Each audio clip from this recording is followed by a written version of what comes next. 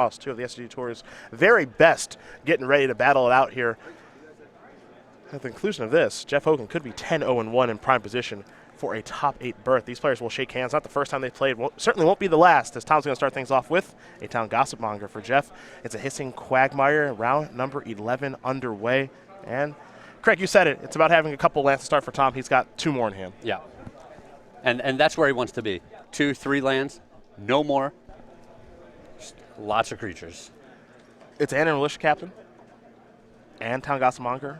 We'll just wait for now. It'll be transforming inside a Rabble. Jeff's going to take a look at that Militia Captain. We're going to do the exact same. It is kind of an interesting card. We don't see a ton of it, but Tom has it in the main deck this weekend. Yep, 2 copies. And it's a 2-2 for 2. At the beginning of your upkeep, if you control 4 or more creatures, which is not difficult for the human decks to do, it will transform, and if it does transform, we'll take a look at the other side. But for now, Inside Rabble and the Militia Captain are going to come in. And now we might actually see Westvale Cult Leader as soon as next turn, because the Kithian and the Dragon Hunter that have entered the battlefield. Well, I can't imagine that Jeff doesn't have a removal. He doesn't? Yeah, he's got Nissa. Now, what Jeff actually has right now is he has Languish in hand. Now, Tom is basically all in at this stage. Yeah, Languish is good, but this Kithian's going to flip. In just a moment. Yeah, the Westvale Cult Leader's here as well. Tom will draw. And Jeff's going to have taken a boatload of damage already. Yeah, he will. You see Tom's hand right now. Anoint Your Champion. It's another land over there. Don't have a great look at the rest, but the third land is important for the Kithian, as you mentioned. Yep. Can protect itself if Nissa tries to jump in front of it. See how Tom wants to play it here. And Tom's got to know that there's something coming from Jeff's side of the board. If he doesn't play a removal spell in the first 2 turns, yeah, there's a reason Jeff kept his hand. You got to give your opponent some respect. You know, it's, oh, you just kept Nissa? That's all you kept? Nissa and not Languish? I don't buy it. That's how I would feel. Jeff's going to protect himself from as much damage as possible here. He's going to block the Westvale Cult Leader. Incited Rabble, Kithian, and Dragon Hunter are going to get through. Now Tom has to decide if he wants to deploy more threats, if he wants to pump Incited Rabble, how he wants to play things out here. Yeah. This attack actually works 2 ways for Jeff. He jumps in front of the biggest creature, and he doesn't force his opponent to activate the Kithian. Yep. So maybe his opponent will be tricked into deploying some more threats. I doubt it. Yeah, I doubt it as well. Pretty tough to trick Tom Ross. Getting Battleforge is here now. Starts with 3, gonna go up to 4 until your next turn. Target creature gains Indestructible. Untap that creature. So Westvale Cult Leader has Indestructible, but it's dead now. So Tom's entire board gets cleared up, but Gideon is left. Now the question is, what does Tom have in reserve? Well, and Jeff's at 9. Yeah. Tom's draw for the turn, I believe, was the Knight of the White Orchid. For now, Tom's going to come across here for 4. Jeff's going to fall down to 5. It's time to reload. Reload. Oh, yeah. Time Crisis style. Step on the pedal. Yeah, it's funny that a turn 4 Wrath of God 4 away, 4 of your opponent's creatures or 3 of your opponent's creatures, it's just not going to be good enough in a lot of these games. Well, he better have another Languish right now, or this game's over. Well, he drew one. I think he's still just dead. Well, he languishes here. He's at 5. I think Tom has an Always Watching in his hand. Well, then he's dead. As his last card. Well, then he's dead. That's all that is. Always Watching gets the job done. Turn 4 Languish, turn 5 Languish, does not matter. That's right. Tom Ross going to win game number 1 here over Jeff Hoogland. White-Red Humans very quickly up again over Obzon Seasons Past. Jeff is going to have to stop the stream of beatdowns, but what's important here for Jeff, he's on the play for game number 2. Yeah. So, 3 Duress, 2 Dent Protector, 2 Transgress the Mind, 2 Cletus Trader, get. 2 Lambhold Pacifist, and ultimate price of Dragonlord Dramoka, and Infinite Obliteration, ending Seasons Past. Craig, what does Jeff want? What he wants is to not get his doors blown off in the first 2 turns of the game like just happened. To that end, he's going to bring in the ultimate price, a couple of Lambhold Pacifists, and I would guess the 2 Cletus Trader of get as well. Yeah, I think he's got some good options. Yeah. And as we've said so many times when we watch Tom play so far this weekend, you just have to get to the board early. Yeah. Jeff's opening that game. First of all, Jeff was on the draw. Yes. And Jeff's opening that game was Quagmire. And, well, even his turn 3 play was a 2/2 that just chump blocked and had no impact. Yeah, so he's got to get to the board early with a Pacifist or a Sylvan Advocate, maybe a Grasp of Darkness or an Ultimate Price, and just slow Tom down. However, for Tom, we've watched him play in some matchups. He's got to use the Bushwhackers, and some he hasn't. In this one, he's certainly going to use them. Yeah. 4 Needle Spires, 4 Reckless Bushwhackers, 2 Gideon Allies, Zendikar, 2 Stasis Snare, Secure the Waste, Griff Spoon, and a Silk Wrap. Outside of the obvious 8, anything else you want here? Stasis Snare seems really strong if you know Kalidas is coming in from the other side. If Jeff is leaning on a card like that to stonewall the opponent, then being able to scoop it up with a Stasis Snare is going to be potentially backbreaking. Yeah, we'll see if he wants to bring in Gideon or not as well. I think it has certain places where he likes it. Maybe he likes it better on the play than on the draw. Maybe, but we saw how good having a Planeswalker post-Languish was. Yes. And this just gives them access to more Planeswalkers. So the options there for both of these two great players. We'll watch them in action again in just a moment. In the meantime, we're talking SCG Game Night. That means we're talking Otter Spell. That's the one for June. That's got tokens, got pins. We like Otter Spell. We're wearing Otter Spell. Something's gone wrong for that poor little otter. It's kind of like a spell. I think everything's going right. Am I wrong? You think so? Maybe that's his spell that's not going right. Ooh. Right? Doesn't he look like he's a little bit confused about what happened here? Yeah, that's true. Doesn't look thrilled. I mean, it's not a big smile. These little snakes on his fingers? Yeah, maybe things are going bad for Otter right now. How are things going for July? Snipcaster Mage? How do we feel Snipcaster Mage feels? The Snapcrabber Mage? Yeah, Snapcrabber Mage. How do we feel? Is he happy? Dude, this little crustacean gets the job done. Okay, all right. Well, I know for August, Young Burrowmancer, very, very thrilled. Little grin, got the shades on. Yeah, that's a donkey with a bad attitude. You can get that one in August. Go.starcitygames.com/game night. Find out more information. Sign up today. Get access to some of the cool stuff that we're doing here with Star City Games as we get ready here for game number 2. Tom Ross up a game. Tom Ross, we're going to learn a little bit more about. I'm not sure if you watch the broadcast how you don't know Tom Ross or anything about him. We could just change the slide. This is Tom's first good finish in an event. Yeah. Instead of the facts, we should just put wins a lot. Yeah. That's all we need to put. Just remove everything. Tom Ross. A lot in all caps. Yeah. A lot. Yeah, great picture of Tom smiling. Just wins a lot. That's all you need to know. Back-to-back invitational winner a couple of years ago. 12 open top 8s, 3 wins. Most recent 2 weeks ago in Atlanta with very close to the same deck he's playing right now. He's in great shape right now. He lost to Andrew Jessup to close out yesterday. Yep. Then he bounced back with a win right away. Looking to get back into first place here, qualify for the Players' Championship one more time, is Tom the Boss Ross. And he's a one-mana creature specialist. This is the thing I really do like about Tom is that he does things his way. Yeah. And he's always played aggressive decks. I don't think we're ever going to see the day where Tom is casting Mana Leak or, Delver of Secrets. It's not really in his wheelhouse. No, or any of that stuff. He's going to find the best low-to-the-ground aggressive deck he can play it better than anybody, which he's always done, and it's going to likely lead to a lot of wins. Well, he puts the time in to find the cards that he feels are best for the format. Yep. So here we see him with some copies of Anointer of Champions, which a lot of players aren't playing right now. Yeah. We saw the 2 Handwear Militia Captains in his deck, which are kind of payoff cards for only 2 mana.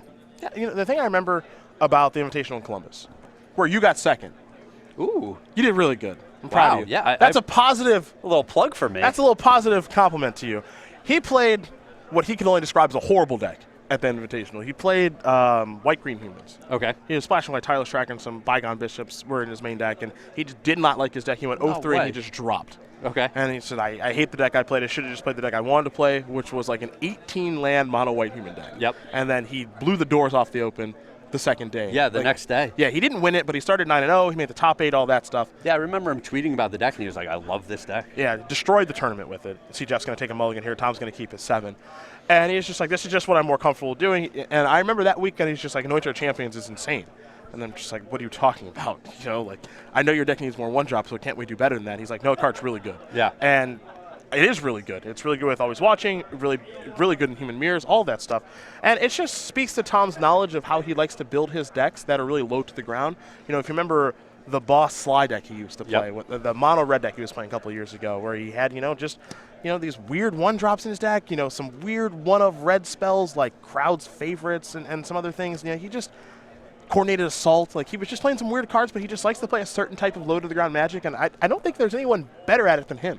Yeah. That's the thing. He doesn't Legacy with Infect, doesn't Modern with Infect, too. Yes. We're underway here in game number 2. It's a Canopy Vista for Jeff, as he does keep his 6-card hand. For Tom, a Battlefield Forge is going to bring him down to 19, and it's a Dragon Hunter. Yeah, and Tom's not real worried about his life total. No, not at all. The thing that Tom is most concerned about is just having lands, as there's an ultimate price. Take care of the Dragon Hunter. Yeah, leading with Battlefield Forge might mean he doesn't. Okay, his second land is a tap land. Okay. Another Dragon Hunter, as Tom's going to fall down to 18. Second land was a Needle Spire, as that's going to matter a little bit further down the road, as there's a Hissing Quagmire for Jeff. Well, Jeff has to be happy that Tom's start is relatively slow here. Yes. Here's the Thalia's Lieutenant. Dragon Hunter's going to come across for 3. Jeff is down to 17. Jeff will untap that Hissing Quagmire and draw a card. It appears as though Jeff does have Languish. Trying to figure out what land he wants to play. He's thinking Forest. He will play the Forest. Here is the Languish. Clear up those 2 threats, pass the turn back. Jeff probably gave a little thought there about how greedy he might want to be. The thing is I think it's unlikely that Tom's going to really play in the Languish being a backbreaker, so I think in an instance like that, just cast your spell. Yeah. Yeah, if Tom just attacks next turn, doesn't deploy anything, plays a land so he's that much closer to the Needle Spire activation later, you're like, Yeah, you feel kind of like a doof. Favorite Inspector. It's going to wear a Griff Spoon, going to bring a clue along with it as well, so that's a 2/2 flyer at this stage as we head back over to Jeff Hoogland. To the air, boys. Hey, got to do what you got to do. A Shambling Vent. And Jeff's going to take a look, make sure he knows exactly what's going on there. And he'll simply pass the turn back over to the boss. Griff Spoon, very powerful card in this deck. 3 copies main, 1 sideboard. There's an ultimate price. I'll take care of the Inspector and the Griff Spoon for now. Jeff has to be very happy with the way this game has progressed so far. It's turn 5, he's at 17. Yeah. He's made all of his land drops. He's not staring down a whole bunch of creatures. You know, not to say that the game's over or anything, but this is the way he wants it to play out. Jeff will play land number 6 at the Evolving Wilds, but you can see, even though this game is developing well for Jeff, take a look at the mana base. Shambling Vents, Evolving Wilds, Hissing Quagmire. I think a lot of his losses that he's going to have in this matchup just lead to the fact that a lot of his lands enter the battlefield tap. Yep. That can be tough at times. It can stop Languish from actually coming down on time. Yeah, there's some very critical turns for him.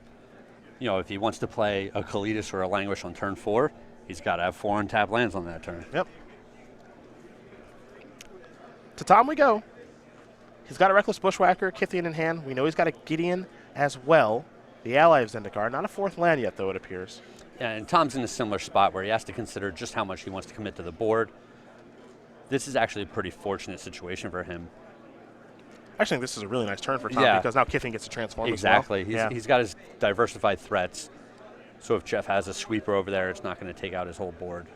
Tom will plus Gideon, untap Knight of the White Orchid, kick the turn back. Jeff takes a pretty good punch there, falls down to 11. And just like that, you know, last turn we're talking about how Jeff's in a pretty good spot. Now it's starting to get a little bit more difficult. However, here is Soren. Soren is going to go after Gideon Battle Forge. I like Jeff's play here. Yep. Going to deal 5 to it, which means that Tom actually has to commit a resource to finish off the Soren. Yep. Gaining the most possible life here. Knight of the White Orchid, the draw here for Tom. No point in only dealing 4 when you know that Soren's not going to be around next turn. Absolutely. There is the Knight. Trigger will let him search up the Plains. Plains under the battlefield untapped, of course. And now with 4 lands, he can start rebuying the Griff Spoon out of the graveyard. This is the nice thing about the Humans deck. When it does get to 4 lands, you know, it's got some clues to crack. It's got Gideon after sideboard. You mentioned Griff Spoon as well. He's got some tools. Needle Spire's in play already. Yep. Soren down. Jeff will take 2, down to 14. And now Jeff will untap. Time for him to draw. Can he keep up? Languish isn't bad. There's a Shambling Vents past the turn back. Tom will draw. It's an Always Watching. And for a player that's been hit with Languish twice this game, Tom still has a lot of cards in his hand. It's weird to say, but given that Tom has so many cards and Jeff, I think, has just 1 in his hand, it feels like Tom is winning, even though he's been Languished twice and had a Soren cast. And, yeah, even though we're deep into the game and Jeff is still at 14. Scary stuff. Gideon now. Ally on the way. Let's go over to Jeff. He'll draw. Read the bones. It's good-ish. Yeah. I think that's a very good way of putting that. I think Jeff needs a little more gas. Well, the advocate is great. Yeah, I like the Advocate a lot right now. Ugh. I don't know how I feel about second Read the Bones. A little awkward. Shambling Vent's the land. Advocate's the play. And this is what Tom's deck does. It puts the opposing deck in kind of these awkward spots. Jeff has to be very careful how he sideboards. Some of his big payoff cards, he probably just sides out of the deck. Now, this is no matchup for Dark Petitioner Seasons Past. Exactly. For example. Those cards would be insane right now, but you don't want them in your hand through the first 5 or 6 turns. Yeah. See how Tom wants to use Gideon. Keep in mind, he drew another copy of Gideon. Elevator going up. In for 5. Jeff down to 7. Simply going to pass the turn back.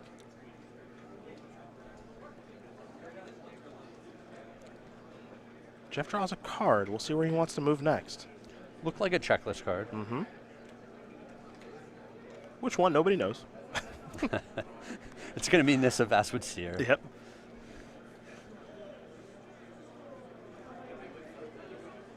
Jeff is thinking creature lands. I like this a lot.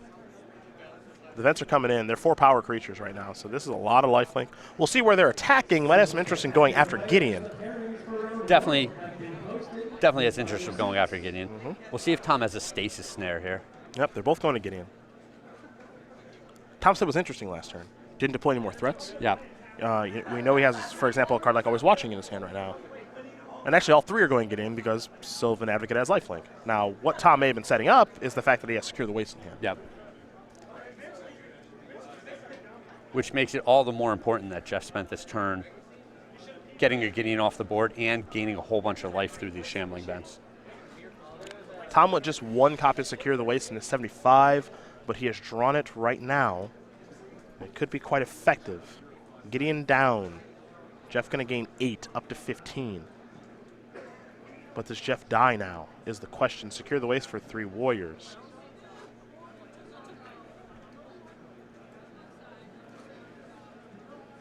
And Jeff is tapped out. He's got no way to respond to any of this. And we know the boss has another copy of Reckless Bushwhacker in hand. Jeff will pass a turn back. Tom will draw. Picked up a Plains. Is that an important one? We see just how explosive this deck can be when he goes the slower route. Yeah. You know? It's really true.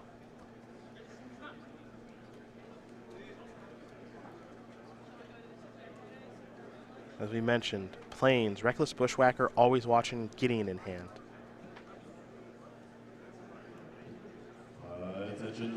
Tom Ross analyzing the battlefield, trying to figure out where to go. Is there a way to victory right now? He'll go with Always Watching, and now Reckless Bushwhacker. Surge, here come the beatdowns. Kaboom. Now remember, Always Watching does not affect the tokens. Correct. It does affect the Reckless Bushwhacker, however. So it looks like 9's going to come through to Jeff. He's going to fall down to 6, and now Jeff will draw. Every piece of the pie for Sylvan Advocate playing a role in this game. Yeah. One heck of a Magic card. Good early, good late. Yeah. Only costs 2 mana. Yep. Really, what more could you ask for? Jeff going to do what he did last time, which is fire up those Shambling Vents, come across here for 12, put Tom down to 2. He'll gain 8 life as well. I like this play a lot. Yep. Don't mess around with anything else. You're gaining a bunch of life. You're putting all the pressure on the opponent. You know, now Tom's in a position where if the game goes on, he's just chump blocking from here on out, and that is not what you want to be doing with the aggressive deck. And all the meanwhile, Jeff is gaining a boatload of life. Yeah.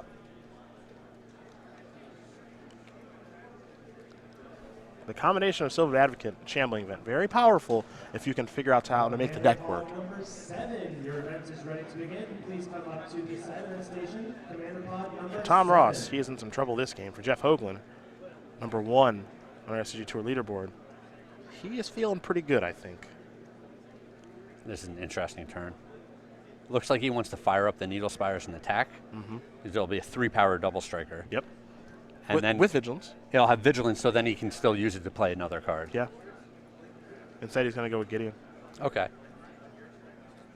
Curious if he's thinking Emblem, if he's thinking Knight Ally.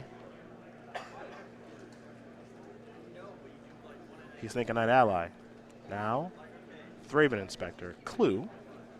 Pass to you. Jeff will draw. Another checklist card. Which one's that, smart guy?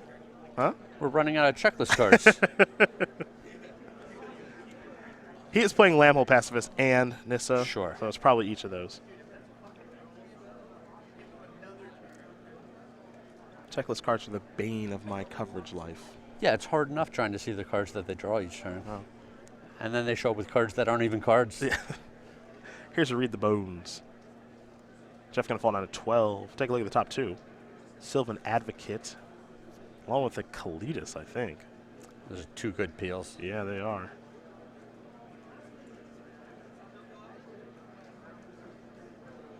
It'd be hard to say no to either one of those. Jeez.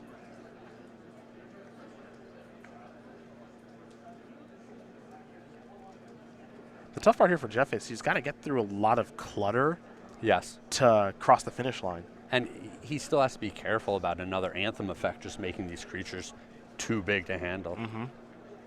2 on the bottom. Okay, so he's really digging for some removal here. He's digging for some. Ooh. Dark Petition. Interesting. Yeah, that's not one we expected to see still in the deck. No. And so the play I think Jeff wants to be able to set up is Dark Petition for Languish in the same turn, but he needs a spare mana to be able to do that, and he has an Evolving Wilds in his hand right now, so that plays off the table.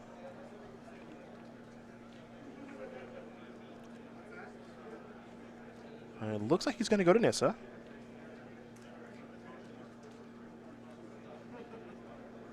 So you get a trigger, search for a forest. I'm pretty confident that if Jeff gets to actually resolve Dark Petition. Yeah, he needs one more turn, but Tom has done a good job of, keeping Jeff's life in check and keeping enough creatures on the board where potentially Tom can just win next turn. If he's able to resolve Dark Petition, whatever he finds is probably going to help him win the game. I feel like a Dark Petition is the game-winning card here. Yes. Did not expect to actually see it in his deck after sideboard, but it is powerful enough. And if you get yourself in spots like this, life is good.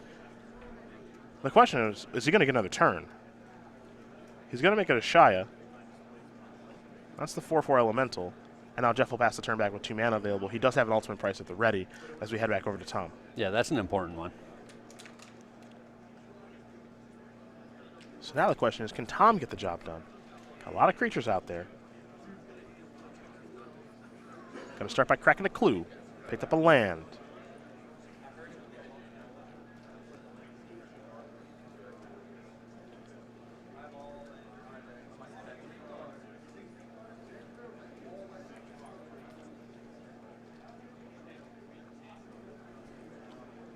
And I believe for Tom, Always Watching is the last card. Along with 2 lands. Has access to a Gideon. Can't fire Needle Spires anymore. And then you see the 3 Warriors and the 2 Knight allies along with the Thraben Inspector. And like you said, the Always Watching does not buff the tokens. That's very important. Yeah. Griff Spoon. To the air, boys. Yeah, I think we may have forgotten about that one.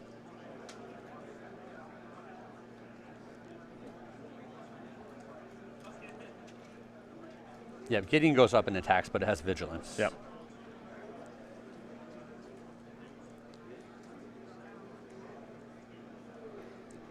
And Jeff indicating that the attacks have been split, so the Flyer's going after the Planeswalker.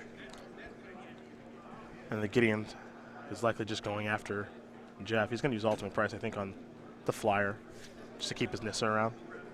To me, this indicates we're probably playing another turn or 2. Oh, yeah. Yeah, this is looking good for Jeff. I expect a game 3 here. Jeff will untap. Active Nissa, Dark Petition in hand, takes a draw step. I think he may have picked up another Dark Petition. Looked like a second Dark Petition. Linvala, the Preserver. Things are getting better. Oddly enough. We're talking about Tom's late game being pretty good after board. Jeff's late game. Maybe a little better. Maybe. Maybe. I do like that this is one of the few instances where Linvala doesn't gain Jeff any life. Sure. That's pretty rare. Linvala doesn't gain Jeff any life, and we're talking about how Tom could kill them all in one turn. Yeah. Now, Linvala will bring a 3/3 Angel along with it, which is pretty nice. And flying will help Jeff cross the finish line. If Jeff goes Tutor Anguish here, I believe he still has enough mana to activate one of his creature lands and just kill Tom. Well, he's going to go to Linvala right now. Maybe play it a little bit safer. Let's see what this is going to be. Lamhole Pacifist. Tom will draw. Yeah, he's all done here. No getting by Linvala. That's for sure, along with the 3/3 Angel it brings. That's Jeff Hoogland. I've had enough, sir. Yeah, he's going to tie things up against Tom Ross. I was on seasons past. White-Red Humans getting ready here for game number 3. Now, we've gone over the sideboards already, and you knew that Tom was going to bring in the Bushwhackers and Needle Spires. We think we had a pretty good idea what Jeff's going to bring in. Tom's going back to the drawing board. Do you think for anything in particular? Well, we've seen him go back to the drawing board based on play or draw. Okay. So it's potentially just wants to try to get aggressive again. I expect he cut some of the 1-drops, like, well, of course he cut some of the 1-drops. He doesn't really have a choice, it's just all 1-drops. But, you know, some of the cards like Anointer of Champion that aren't great by themselves probably got cut, some of the other 2-1s. Maybe now that he's back on the play, he brings some of them in. It'll help him flip Kithian really fast if that's what his objective is. And get a little more aggressive again. Well, you do see the options there for both players. Jeff already shuffling up. Tom is going to reconsider some things. So we'll take a moment to talk about the StarCityGames.com newsletter, which is your source for Magic the Gathering news. You get the latest on the SCG Tour. You get to watch the SCG Tour match of the week. Might be this one here. It's a pretty entertaining one so far. Catch up on all the event results, read an exclusive cardboard crack comic, and receive exclusive deck lists and advice from Craig Krempels this month. I'm a subscriber. Good man. Do you pay a lot for that? It's free. Okay. And I get to see what I have to say about different formats. That's really important. You can sign up for free, just like Craig, and read what he has to say. Go to StarCityGames.com/newsletter. Get signed up today. You're going to be on the internet anyway. We all are. Oh, yeah. So you might as well just sign up. It's free. Jeff tied it up. We learned more about Jeff as we did last round. 25 years old, Bloomington, Illinois, dedicated SCG Tour player with 13 open top 8s, 1 invitational top 8. No win just yet, but it could be this weekend. He's going to have to get by some pretty stiff competition, however, because the top of the standings of this tournament are looking really good. They're stacked, but Jeff has been crushing it this season. Yeah, he really has been. First place right now in our Player of the Year race. It's been kind of the year of Jeff Hoogland, honestly. He figured Modern out really well with Kiki Cord. He liked his Obs on Seasons Past deck. And I'm curious to see how he finishes out this tournament and what he plays next weekend when we are in Dallas for a little Modern action. Yeah. For now, however, he's got to get by Tom Ross. He was able to tie things up, but this is always the test, right? It's game 3 on the draw against humans. Can I make it to turn 4 or 5 alive? Well, and we see him mulliganing. It's something that we thought maybe he should have done in game 1. Maybe he learned his lesson the hard way. You know, no play on turn 2, Nissa on turn 3 that had no impact on the board. The Languish that came down on turn 4 was just too late. He was so far behind that it was pretty easy for Tom to win the game from there. It's going to be tough. It's going to be close. You know, he's got to have Languish, at least 1, maybe 2. Even though he did have 2 in the first game, didn't matter. Yeah, it might just be more important for him to have a Lamhole Pacifist or a good removal spell on turn 2. Yeah. You know, just make sure he doesn't take too much damage early. Yeah. It's going to be an interesting game to watch here in game number 3. Now, we got some nice backup matches. See Danny Jessup in the future match area, Jerry Thompson back there. Ben Stark as well, the Hall of Famer. He's in a day number 2 competition with his green-black control deck here this weekend. Seasons past, Dark Petition in the sideboard here for Ben. He's preferring Woodland Bellower this weekend. So perhaps we'll have time to jump that way to see how he is doing.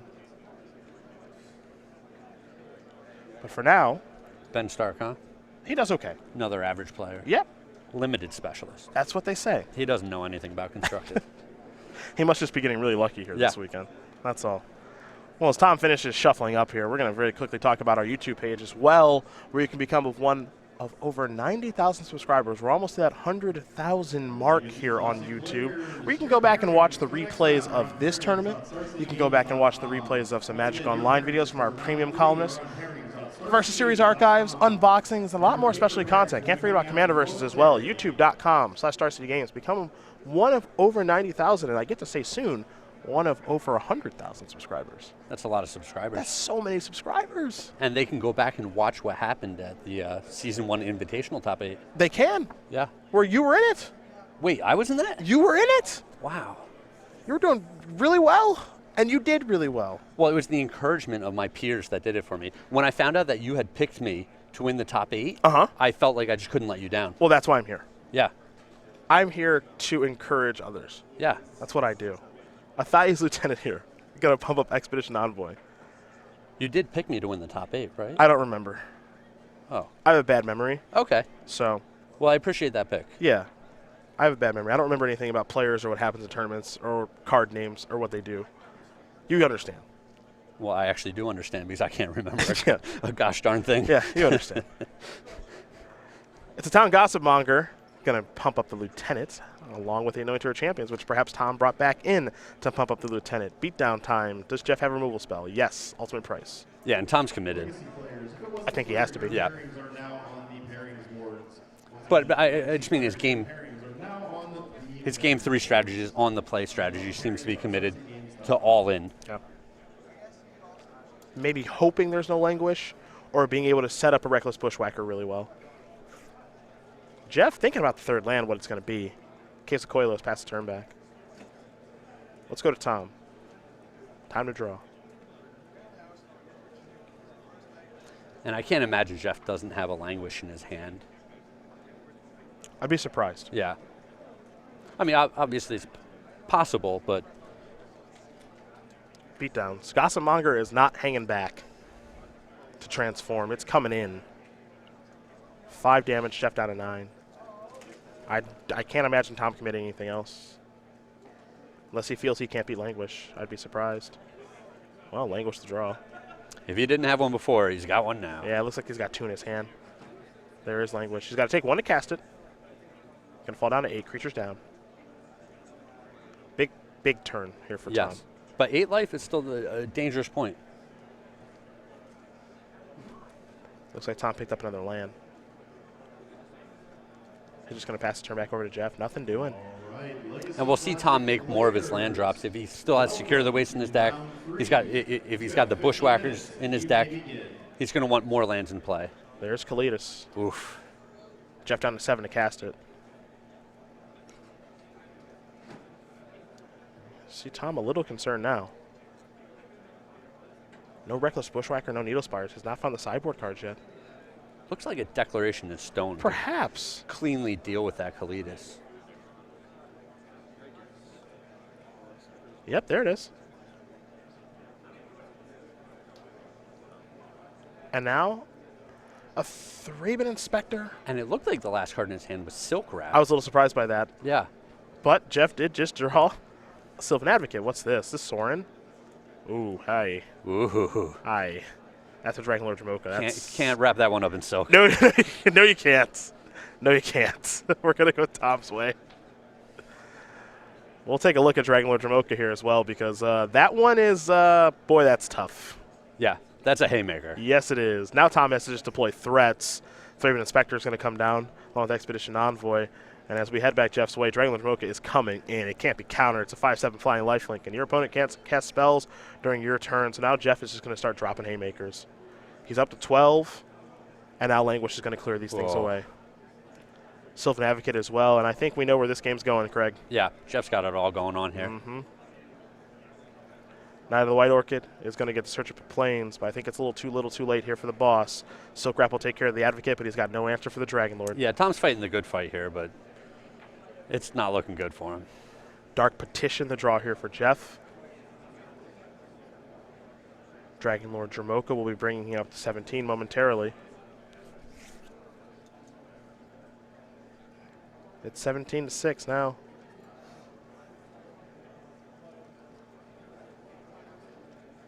Jeff going to start by cracking a clue. Sylvan Advocate's the find.